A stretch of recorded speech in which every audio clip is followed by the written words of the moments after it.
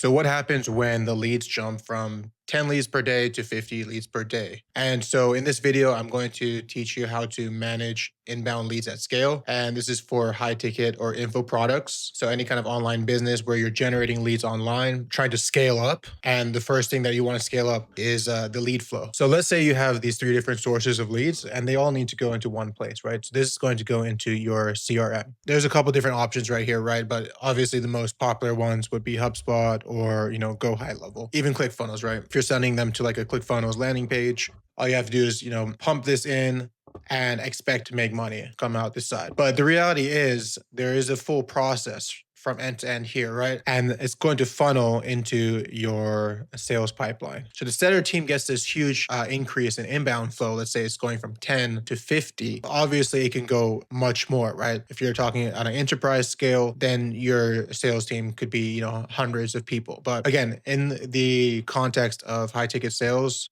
or info products, we can assume that we have about three setters. You need all this lead flow to, trickle down through your CRM where it just gets kind of pooled. And that's why this is a circle, right? Everything just kind of gets pooled into this one big CRM. But the question is, how do you actually deal with this, especially if this is scaling up from 10 leads to 50 or potentially even more leads per day? That's when you're going to have a problem. And the question becomes, how do you manage this extra lead flow, not just for the first setter, but also the additional setters who are coming on? Now, the answer to this is just priority lists, right? It's very simple. And you can set these up in HubSpot or Go High Level and pretty much any CRM. You can actually create priority lists.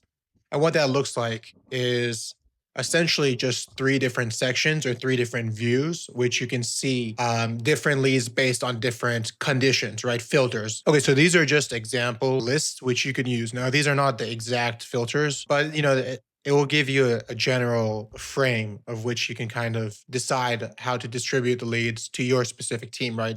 Depending on your specific process. Now, I think the first one that we can all agree on is hot leads. And these are leads which are obviously brand new. These are leads that just came out of whether you're running ads or some kind of marketing channel. These are leads that just came in, just opted in. And obviously these need to be addressed the fastest, okay? Because if you are using paid traffic or even any traffic really, especially paid, you want to make sure that you're actually having the speed to lead as quick as possible. We want to make sure that when a lead comes in, they're at least touched as fast as possible, especially maybe if you don't have business hours on the weekend, right? And you might be having opt-ins on, Friday night or Saturday night or something like that. And when the sales team comes in on Monday morning, you want these leads to be touched as soon as possible. You don't want leads who are opting in on Friday night and then not getting touched until Wednesday. So this first list, which we're talking about here, is called hot leads list. P1 as in priority one. And the way that we can determine these is just pretty much seeing the lead status, right? Most CRMs are going to have a field, which is like a lead status or a life cycle stage. In Go High Level, it'll be like a tag. And so lead status new, that means they just came in, and last activity date, no activity. That means they have not been touched yet. So any leads who have just came in and not been touched yet,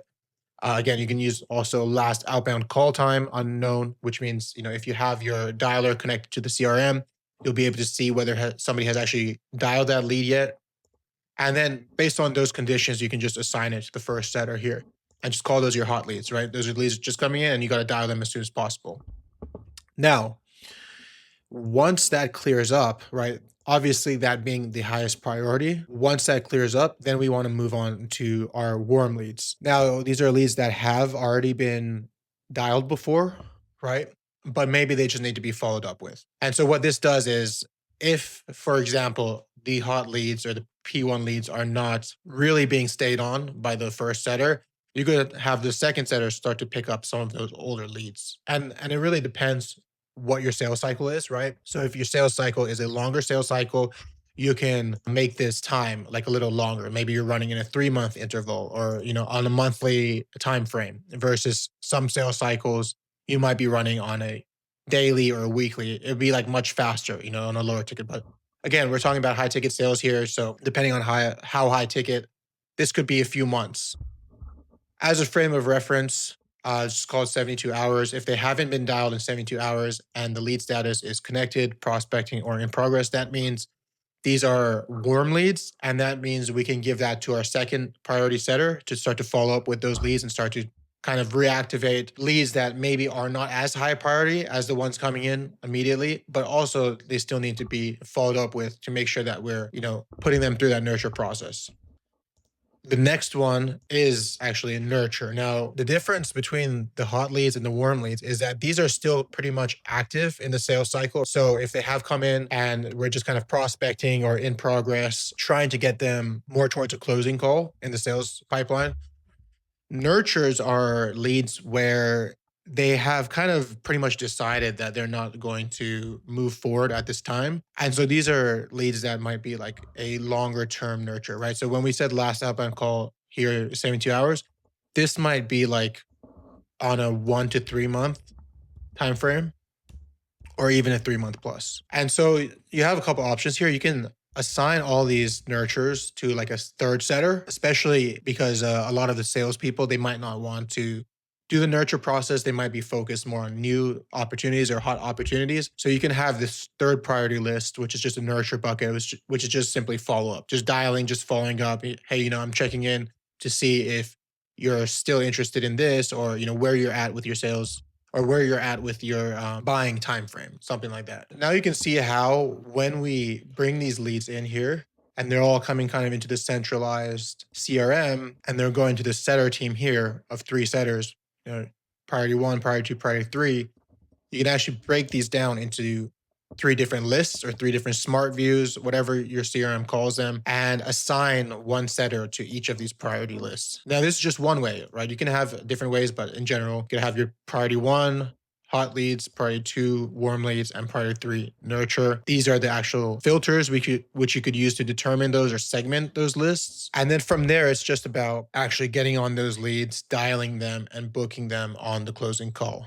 Okay, so I'm going to break down some of the main metrics that you can use actually to determine whether this process is working, if the efficiency is increasing or not, or if things are just kind of breaking as you scale up the inbound lead flow. Now, the first one is the one that most people already know about, obviously speed to lead. And that's just going to be the time in between when they come in to when you dial them. Okay. So obviously you want that as fast as possible, between 2 minutes to 24 hours. So that's the first one. Making sure that your speed to lead is good is going to be one of the main KPIs in determining whether your sales process, sales operations are actually dialed in or not as you scale up.